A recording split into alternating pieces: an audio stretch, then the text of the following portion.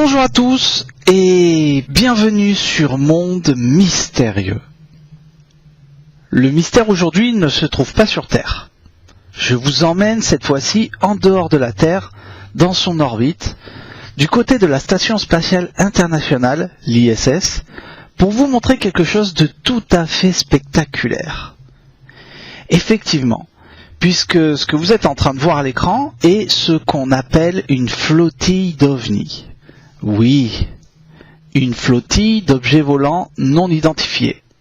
Une flottille qui a été repérée par Gordon McKenna dans l'espace et qui a publié cette étrange anomalie le 2 avril dernier depuis l'ISS. Cela pourrait bien être tiré d'un film de science-fiction, mais pourtant... Comme vous pouvez le constater, cette flottille est disposée en plusieurs groupes et avance lentement dans une direction. Qui sait, peut-être vers la Terre. Bon, ces centaines d'objets lumineux en formation sont beaucoup et avancent lentement ayant tous la même vitesse. Je vous repasse la scène en caméra plus lente. Regardez.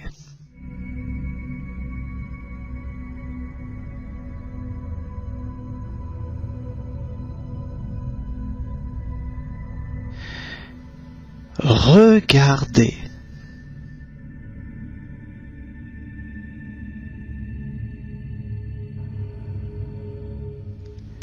Incroyable, n'est-ce pas? Alors, qu'est-ce que ça peut être? Il existe toujours des explications rationnelles, mais parfois il y a aussi des explications détournantes comme celle-ci. Sur cette page de aircosmos.com, il est expliqué très clairement que c'est en fait la société de transport aérospatial SpaceX, détenue par Elon Musk, qui lance une série de satellites, de microsatellites, qui fait partie du projet Starlink, qui a pour but de créer son propre réseau Internet à haut débit mondial. Vous imaginez? Bon, rien que ça, supposons. Beaucoup d'entre vous qui verront cette vidéo penseront, sans regret, que cette flottille d'objets est sûrement le résultat de ces satellites.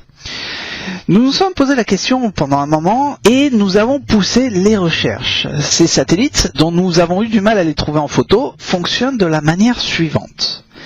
Le projet de Musk est un nouvel Internet par satellite. Les signaux Internet ne sont pas envoyés via des câbles électriques, mais ils transmettent des informations à travers le vide de l'espace où ils fonctionnent 47% plus rapidement que les câbles à fibre optique. On va dire que l'Internet par satellite actuel fonctionne grâce à d'autres grandes structures spatiales qui orbitent à plus de 35 000 km au-dessus d'un endroit spécifique de la planète. Et le problème, c'est que la grande distance auquel il se trouve entraîne un retard plus long dans l'envoi et la réception de données. Bon, bref. Dans le cas de Starlink, en étant plus proche de la Terre et en établissant des réseaux, ils peuvent transporter de grandes quantités d'informations plus rapidement, n'importe où sur la planète, y compris sur les océans et les endroits où la fibre ne peut pas être installée ou coûte très cher. Ces satellites ont une conception compacte qui tire la meilleure partie du Falcon 9, la fusée qui les met en orbite, celle que vous êtes en train de voir à l'écran, et pèsent environ 260 kg chacun. Ils disposent de 4 antennes très puissantes qui lui confèrent une grande capacité de performance et peuvent être rapidement redirigés. Ils se situent au moins à une latitude inférieure de celle d'autres satellites classiques, c'est-à-dire à 550 km contre 1000 km ou plus. Suite à ça, plusieurs observations d'ovnis se faisaient recenser un peu de partout dans le monde et apparaissaient sur le web des centaines de photos et de vidéos de ce phénomène. Comme vous pouvez le constater, ils apparaissent sous la forme d'un alignement comme une chaîne de points lumineux, donc de boules lumineuses que l'on appelle aujourd'hui PAN, phénomène aérospatiaux non identifié, et que l'on pourrait assimiler à des ovnis. Si vous avez eu la chance de les observer ces nuits-là, vous les avez sûrement vus de cette manière. Et ces points se déplacent en ligne droite et non en éclaté.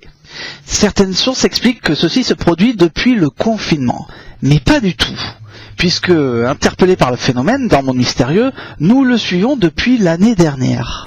Comme le montre cette photo que nous avons prise directement depuis un journal régional en décembre 2019, où l'on aperçoit ce même type de phénomène qui s'était produit dans toute la France.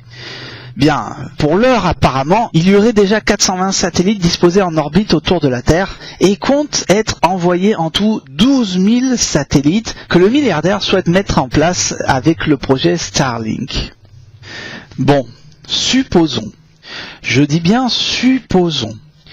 Si nous supposons dans Monde Mystérieux que ce ne soit pas ces mini-satellites que nous mentionne SpaceX, alors qu'est-ce que ça serait ?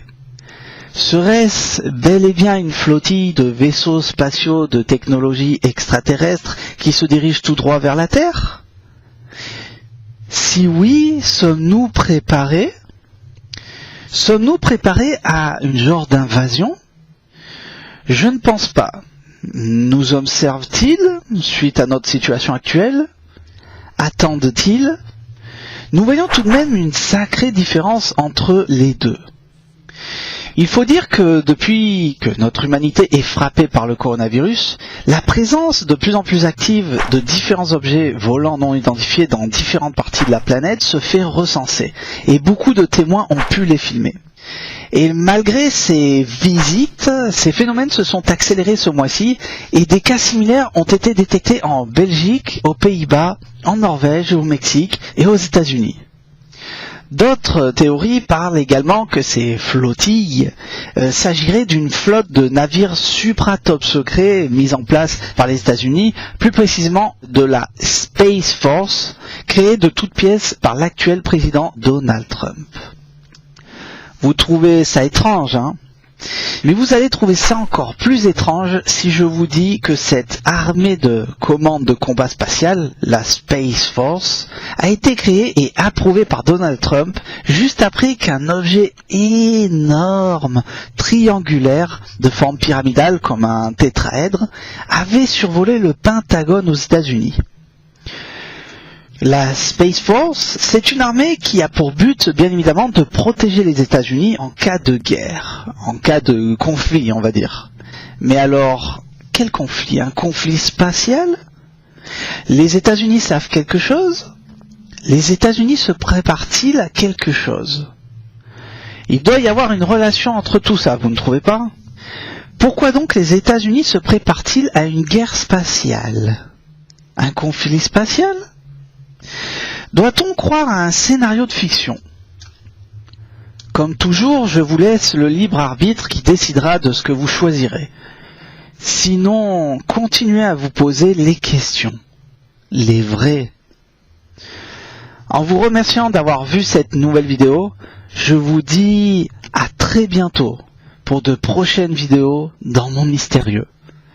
Restez nombreux, merci à tous.